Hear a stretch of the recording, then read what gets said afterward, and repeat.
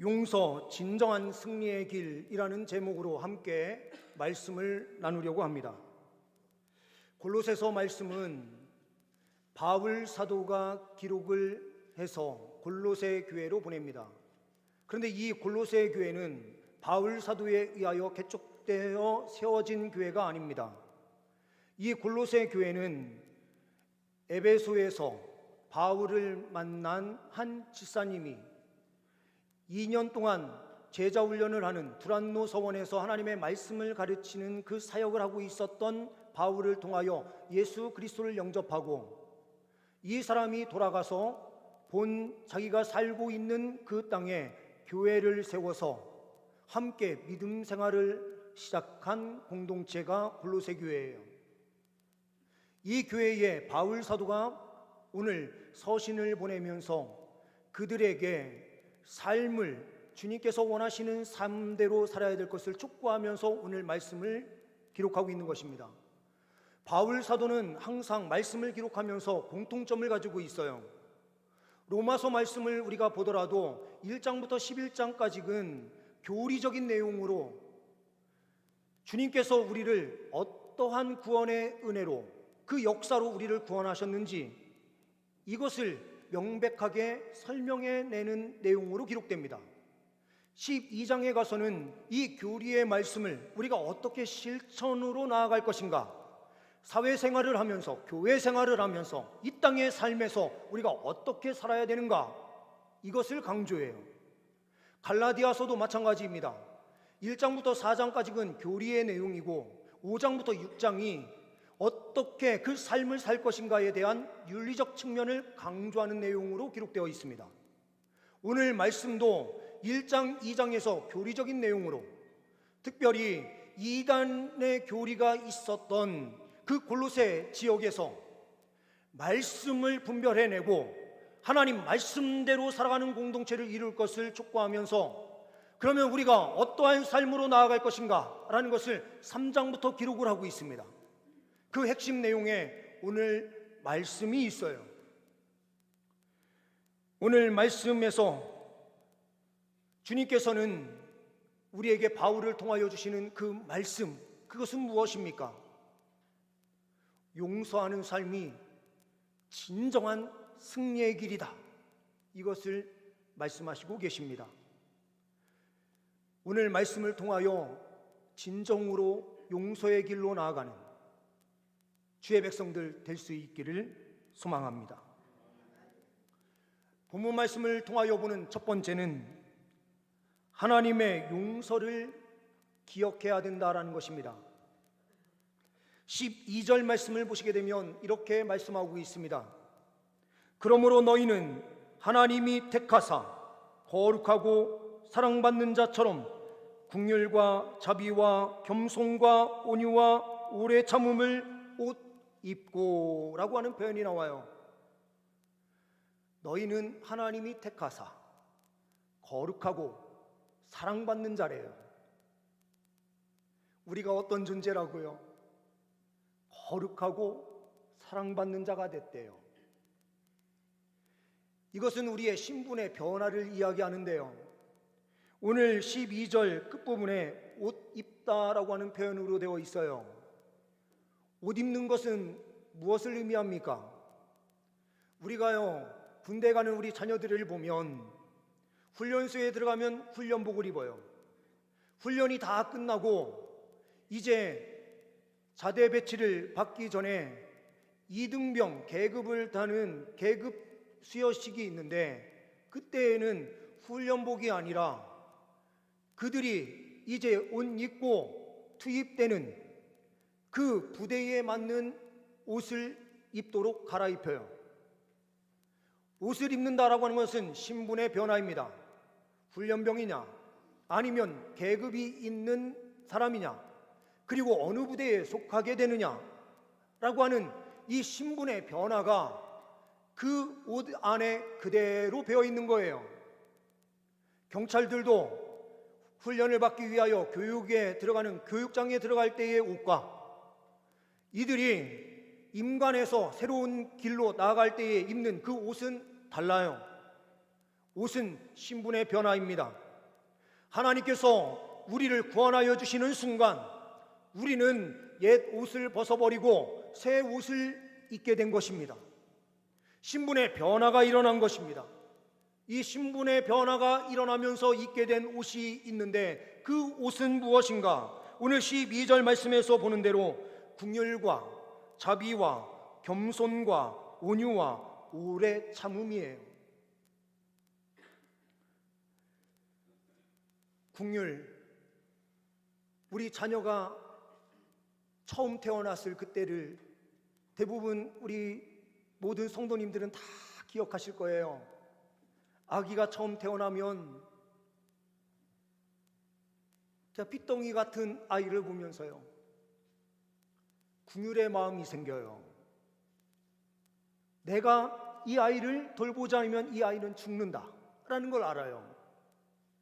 자연스럽게 그 아이에게 긍휼의 마음이 있어서 사랑을 주게 되어 있습니다.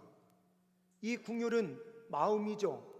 자비는 이 긍휼의 마음을 행동으로 옮겨서 나타나는 것이 자비예요. 겸손은 무엇입니까? 겸손은 하나님 앞에 겸손하게 엎드린다라고 하는 의미도 있지만 또 하나의 의미는 자기 자신을 정확하게 볼 수 있는 눈이다라는 거예요. 우리가요, 하나님 앞에 겸손하면 나의 모습이 어떠한지 정확하게 보여요. 우리 모습이 어떻습니까? 우리는요, 정말 보잘것없이 연약한 자들이에요. 우리는요, 하나님 말씀대로 살지 못하는 죄인 중에 죄인이에요. 우리의 모습을 정확하게 보게 돼요. 겸손은 나 자신을 정확하게 보는 것에서부터 시작이 돼요. 저도 겸손하지 못해서 저를 정확하게 보지 못할 때가 너무나 많습니다. 이 세상에 살아가는 수많은 사람들은요, 다들 자기를 정확하게 보지 못해요. 이 세상을 살아가면서 나는 잘난 것처럼 생각이 들고 능력이 있는 것처럼 생각이 들어요. 나는 실수하지 않는 것처럼 보이고 다른 사람들은 다 실수하는 것처럼 보이는 것이 우리의 삶이에요.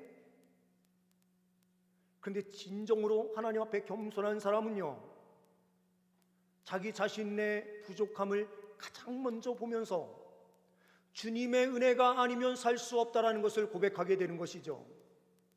구원도 우리의 능력, 우리의 힘이 아니라 예수님의 은혜로 구원받게 됐다라고 하는 사실. 로마서 5장 8절 말씀은 우리에게 이렇게 말씀하고 있습니다. 우리가 아직 죄인 되었을 때에, 우리가요 의인 되었을 때에 주님께서 우리를 만나 주신 것이 아닙니다. 우리가 죄인 되었을 때에 예수님께서 십자가에 죽으시고 하나님께서 우리에 대한 사랑을 확증시켜 주신 그 십자가의 공로를 통하여 우리가 이 큰 은혜를 누리고 있어요.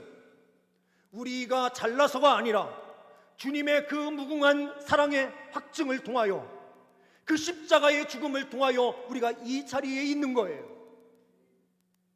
그러니 우리는 용서를 위해서는 첫 번째로 기억해야 되는 것은 내가 잘난 존재가 아니고요, 우리는 연약한 존재고 약점이 있는 존재다라는 것을 인정하는 것으로부터 시작이 돼요. 그러면 나도 연약하니 옆에 있는 사람도 연약하다라는 것을 알아요. 주님께서 우리에게 베풀어 주신 그 은혜가 우리에게 얼마나 큰지를 깨달으면 우리는 새로운 길로 나아갈 수 있는 것입니다. 하나님의 용서를 기억할 수 있는 믿음의 백성들 되시기를 소망합니다. 이것을 체험한 사람이 베드로였어요. 베드로가요 예수님의 그 총애를 얻으면서 3년 동안 주님과 함께 영광의 자리에 서 있지 않았습니까? 예수님께서 치료하시고 회복시킬 때마다요 수많은 사람들이 몰려와서 제자들을 통해서 예수님을 만나게 해달라 하면서요 얼마나 그 제자들에게 매달립니까? 예수님을 모든 사람들이 다 만날 수 없으니 제자들을 통해서 어떻게든지 예수님을 만나려고 하셨던 사람들이 얼마나 많겠어요. 이게 자기의 권력으로 착각하면서 살아온 인생이 제자들이에요. 그런데 예수님께서 십자가에 못 박혀 죽으시는 그때, 잡히시던 그날, 그들은 어떠한 모습으로 달려갑니까? 베드로는요, 예수를 부인하고 저주까지 가면서 달려가는 그 어리석은 모습이 있었어요. 그런데 예수님께서는 부활하신 이후에 베드로를 찾아오셔서 그에게 단 한 번도 왜 네가 나를 저주했느냐라고 말씀하신 적이 없어요. 베드로를 만나서 사랑으로 품어주시는 순간 베드로는요, 자기의 죄를 즉시로 깨닫고 있어요. 그 마음을 아시는 예수님께서요, 그에게 사명을 주시고 계세요. 내 양을 먹이라, 내 양을 치라, 명령을 주세요. 사명을 주시는 그 자리는요, 옛것을 주님께서 기억하지 않고 이제 새로운 길로 나아갈 사람에게 주는 것이 사명이에요. 이러한 베드로가 베드로전서 3장 9절에 이렇게 말씀을 기록하고 있는 것을 보게 됩니다. 악을 악으로, 욕을 욕으로 갚지 말고 도리어 복을 빌라. 이를 위하여 너희가 부르심을 받았으니 이는 복을 이어받게 하려 하심이라. 이것을 새번역 성경으로 보게 되면 이렇게 말씀이 기록되고 있습니다. 악을 악으로 갚거나 모욕을 모욕으로 갚지 말고 복을 빌어 주십시오. 여러분으로 하여금 복을 상속받게 하시려고 하나님께서 여러분을 부르셨습니다. 용서하는 것으로요, 복을 빌어주는 것으로 우리는 다 잃는 것처럼 보여도 잃는 것이 아니라 저 하나님의 나라를 상속받는 놀라운 복을 누린다, 이렇게 말씀하고 있는 것입니다. 이 복의 자리로 나아가시는 주의 백성들 되시기를 소망합니다. 두 번째로, 이 하나님의 은혜 안에서 용서해야 된다라고 하는 말씀을 우리에게 주십니다. 13절 말씀을 보게 되면 이렇게 말씀합니다. 누가 누구에게 불만이 있거든 서로 용납하여 피차 용서하되 주께서 너희를 용서하신 것 같이 너희도 그리하고. 너희도 그리하고라는 이 말씀은 명령어예요. 그리하라라는 거예요. 용서는 우리의 선택의 문제가 아니라 하나님의 명령입니다.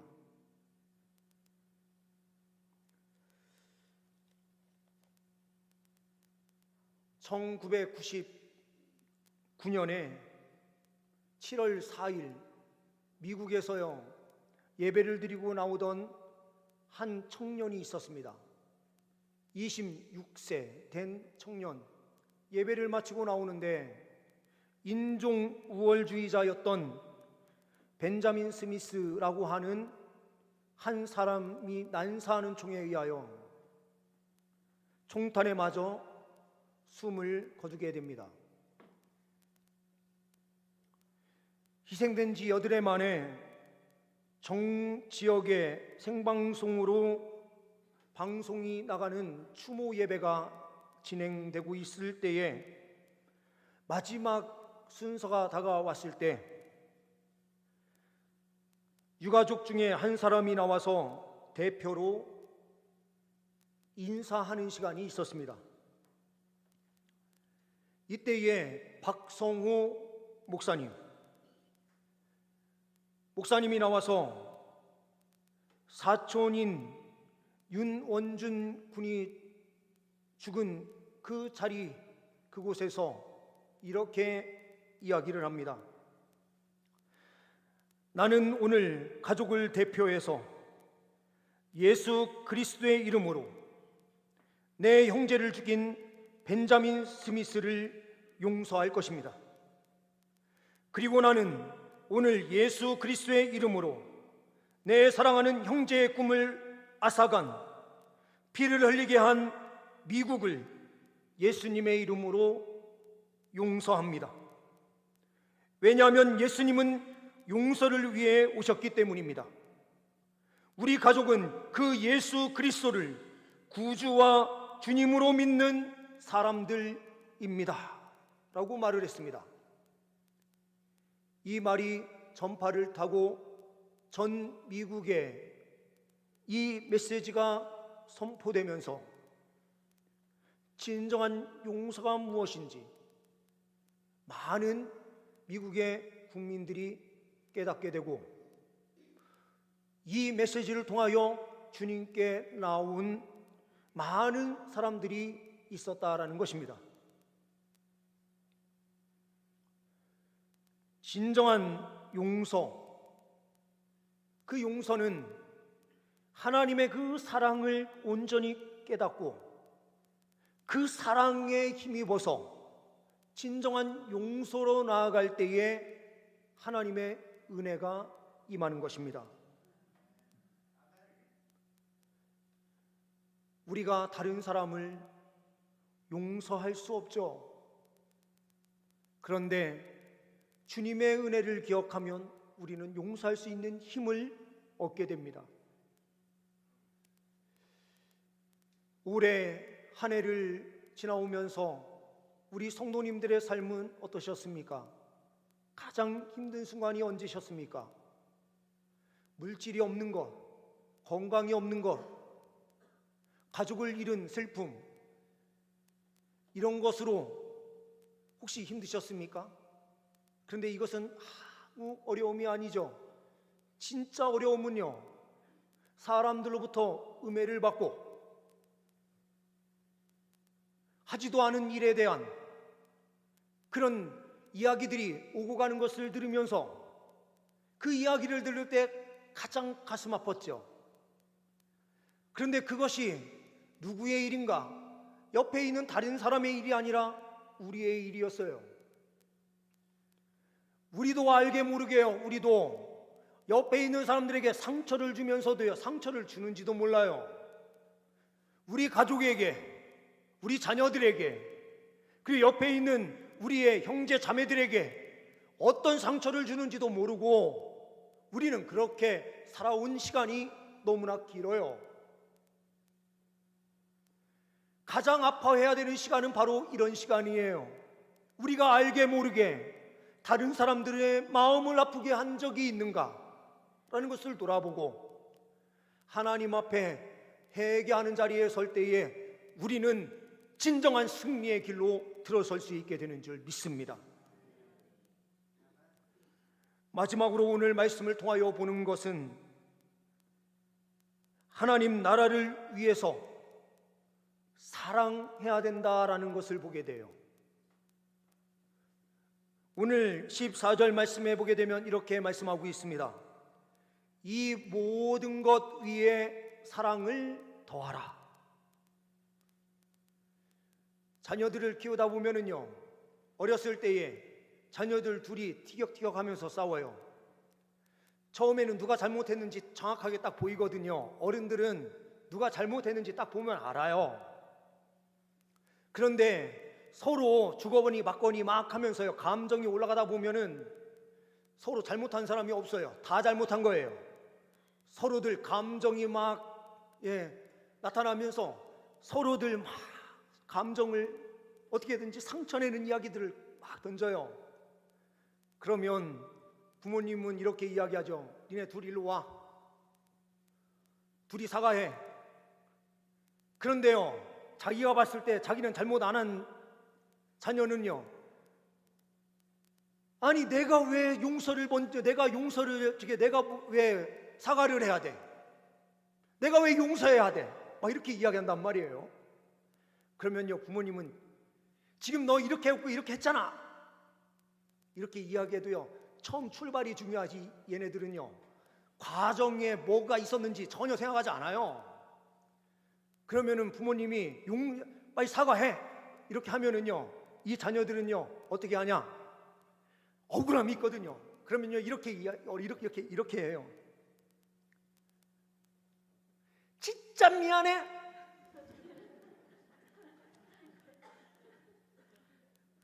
내가 잘못했어.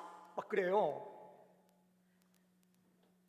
이거는 진짜 용서가 아니죠. 사과가 아니죠.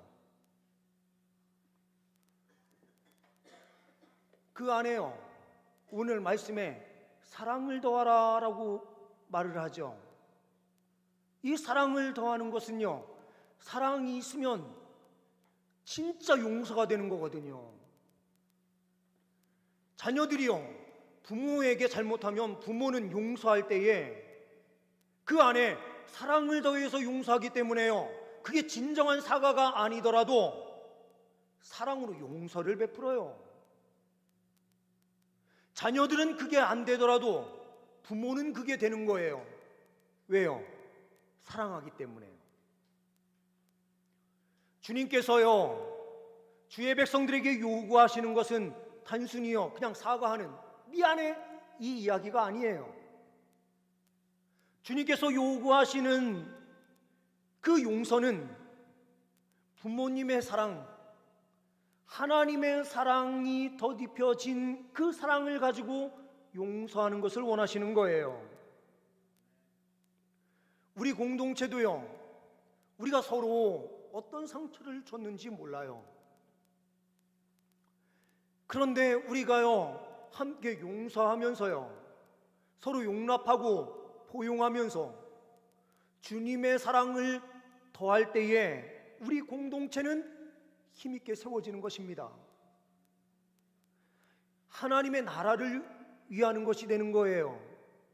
그러니 오늘 14절 말씀의 마지막 부분에 이렇게 말씀하고 있습니다. 이는 온전하게 매는 띠니라. 온전하게 맨다는 건 무엇입니까?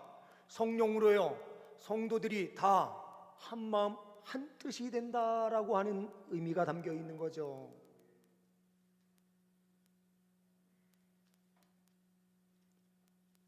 예수님의 무한한 사랑을 체험한 베드로는요, 베드로전서 4장 8절 말씀에 이렇게 말씀을 하고 있어요. 무엇보다 뜨겁게 서로 사랑할지니 사랑은 허다한 죄를 덮느니라. 우리 이 말씀 함께 읽어볼까요? 함께 읽어보겠습니다. 무엇보다 뜨겁게 서로 사랑할지니 사랑은 허다한 죄를 덮느니라. 아멘. 우리도 모르게 우리 옆에 있는 분들에게 상처를 준 일이 있을 수 있어요. 우리 옆에 있는 분들에게요, 죄송합니다, 사랑합니다 한번 인사하겠습니다.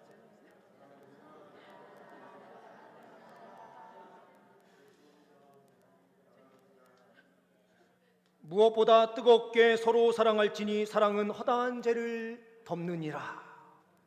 기도하시겠습니다.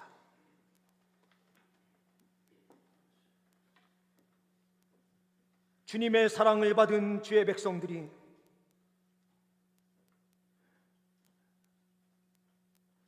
주님 앞에 회개함으로 하나님의 그 은혜 안에서 용서하며 달려가오니 하나님의 복으로 더딥혀 주옵소서. 우리에게 또한 사랑을 주셔서 용서할 때에 진정으로 사랑으로 용서할 수 있는 은혜가 있게 하옵소서. 이 나라 이 민족 위에도 주님의 사랑으로 더딥혀 주옵소서. 우리 주 예수 그리스도의 이름으로 기도하옵나이다. 아멘.